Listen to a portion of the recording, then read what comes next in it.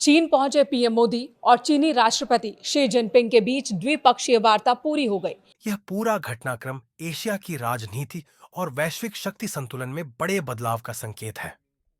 America ने जब भारत पर 50% टैरिफ का दबाव बनाया, तो उसे लगा कि भारत झुक जाएगा और वॉशिंगटन की शर्तों पर चलेगा।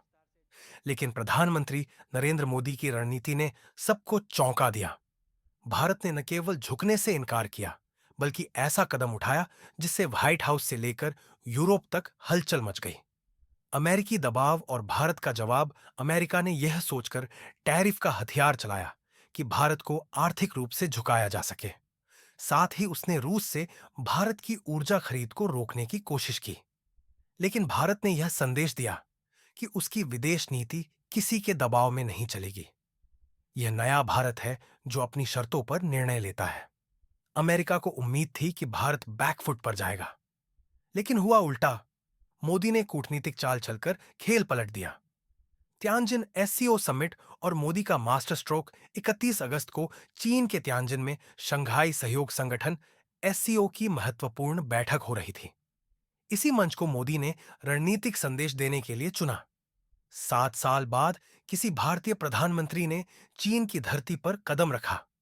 यह सिर्फ एक कूटनीतिक यात्रा नहीं थी, बल्कि अमेरिका के लिए सीधा संदेश था कि भारत अब मल्टीपोलर वर्ल्ड के निर्माण में अग्रणी भूमिका निभा रहा है।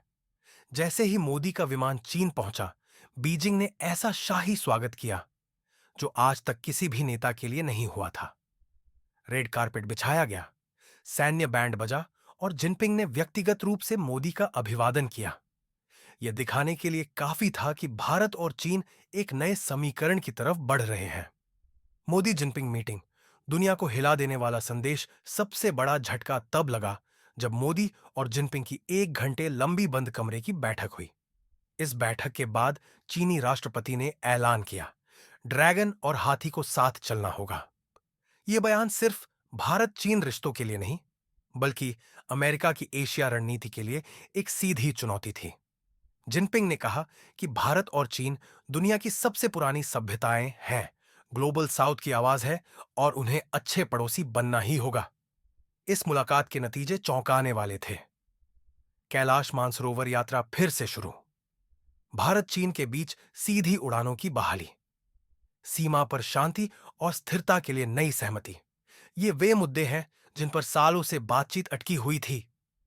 मोदी ने एक बैठक में वह कर दिखाया जो पिछले कई सालों में नहीं हुआ। अमेरिका में बौखलाहट और नई चालें। जैसे ही मोदी जिनपिंग की तस्वीरें वॉशिंगटन पहुंची, व्हाइट हाउस में हड़कंप मच गया। अमेरिका को डर सताने लगा कि अगर भारत, चीन और रूस एक हो गए तो उसकी पकड़ कमजोर पड़ जाएगी। ट्रंप प्रशासन अब यूरोप को दबाव डाल रहा है कि वे भी भारत पर रूस से तेल खरीदने को लेकर प्रतिबंध लगाएं। लेकिन यह पाखंड साफ दिख रहा है। यूरोप खुद रूस से गैस खरीद रहा है, चीन रूस से तेल ले रहा है, लेकिन भारत पर आपत्ति जताई जा रही है। भारत चीन नजदीकी, भरोसे का सवाल सवाल उठता है। क्या भारत चीन पर भरोसा कर सकता है? चीन का इतिहास देखें तो यह आसान नहीं।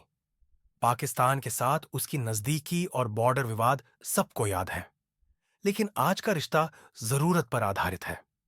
अमेरिका की दादागिरी का मुकाबला करने के लिए दोनों देश करीब आ रहे हैं। नए वर्ल्ड ऑर्डर की स्क्रिप्ट तियानजिन में हो रही एससीओ मीटिंग सिर्फ एक सम्मेलन नहीं, बल्कि नए वैश्विक समीकरण की शुरुआत है।